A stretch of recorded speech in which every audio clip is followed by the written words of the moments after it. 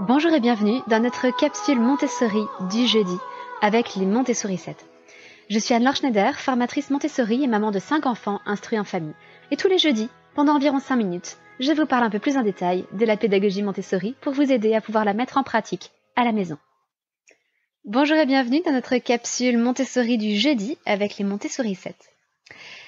Aujourd'hui, je voudrais vous parler de la pédagogie Montessori en 5 minutes, soit à peu près le temps pour moi de boire une tasse de thé. Donc si vous avez une boisson chaude, versez-vous une petite boisson chaude et on aura juste le temps de papoter et de vous présenter la pédagogie Montessori en moins de 5 minutes.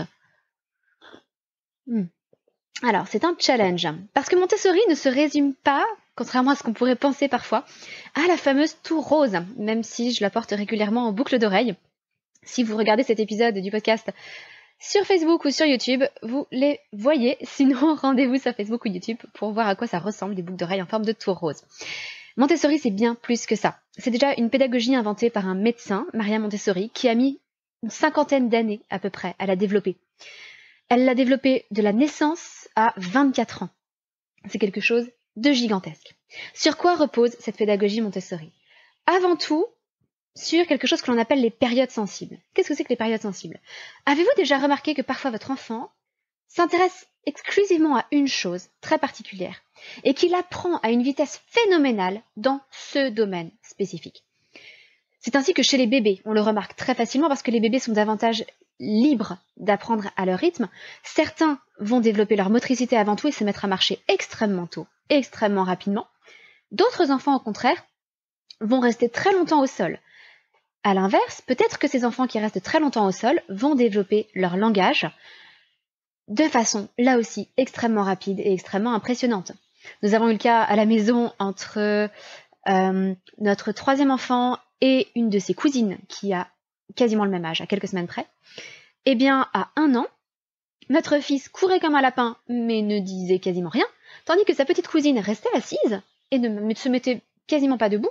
Mais en revanche, c'était une vraie pipette. Elle racontait plein de choses. C'était passionnant de communiquer avec elle.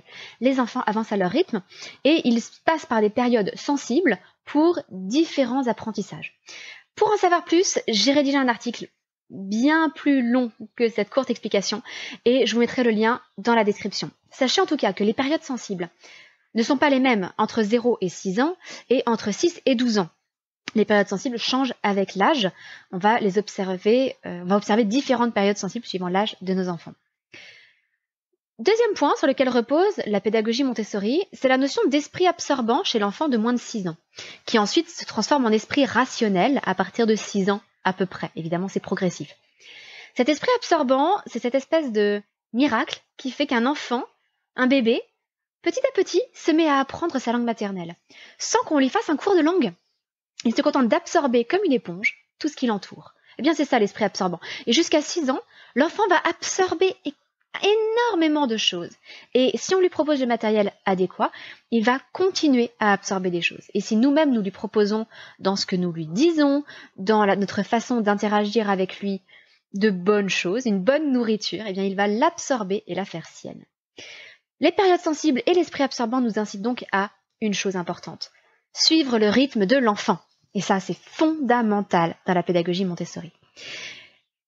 Autre point important, c'est qu'on n'impose pas de l'extérieur un apprentissage, on ne remplit pas la tête de l'enfant, on fait émerger de lui différents apprentissages. Mais pour cela, pour suivre le rythme de l'enfant et faire émerger de lui différents apprentissages, il faut la liberté. Liberté de choix, liberté de mouvement, liberté de choisir une activité et d'y passer le temps nécessaire. Mais toute cette liberté doit évidemment se placer dans un cadre bien défini. Montessori, ça n'est ni l'enfant roi qui fait tout ce qu'il veut, ni une pédagogie austère et ennuyeuse. 4e point. Comme on ne peut pas contrôler l'enfant, on va adapter l'environnement. Dans la pédagogie Montessori, on parle de ce qu'on appelle l'environnement préparé. C'est-à-dire que pour inciter l'enfant, pour le guider, pour lui donner les moyens de se développer pleinement, eh bien, on va lui proposer un environnement adapté à sa taille, à sa force, adapté à ses besoins, à ses intérêts du moment. Et dans l'environnement, il y a aussi l'adulte, nous, le parent, l'éducateur. Et la posture de l'adulte est incroyablement importante vis-à-vis de l'enfant. Enfin, dernier point, cinquième et dernier point, la pédagogie Montessori utilise un matériel scientifique que Maria Montessori a testé et éprouvé pendant des années. Ce matériel répond à certains critères bien spécifiques, en particulier d'isoler la difficulté, mais il y en a quelques autres. Ça tombe bien, j'ai fait une série de vidéos pour vous expliquer en détail les critères suivant lesquels on peut reconnaître un matériel Montessori ou non. Là aussi, vous aurez le lien dans la description. Mais ce matériel scientifique, vous remarquez que je le mets en 5e position. Non pas qu'il soit moins important que les autres, mais il n'est pas non plus plus important que les autres. Ça n'est pas le matériel qui fait la pédagogie Montessori. À la limite, on pourrait même faire de la pédagogie Montessori sans le matériel Montessori.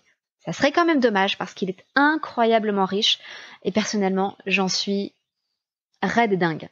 Mais ça n'est qu'un élément parmi bien d'autres. Et si on se contente d'avoir du matériel Montessori, on passe à côté de l'essentiel de la pédagogie Montessori. Voilà, j'espère que vous avez aimé cette capsule Montessori. Je vous souhaite une bonne journée, votre petite sourisette, Anne-Laure.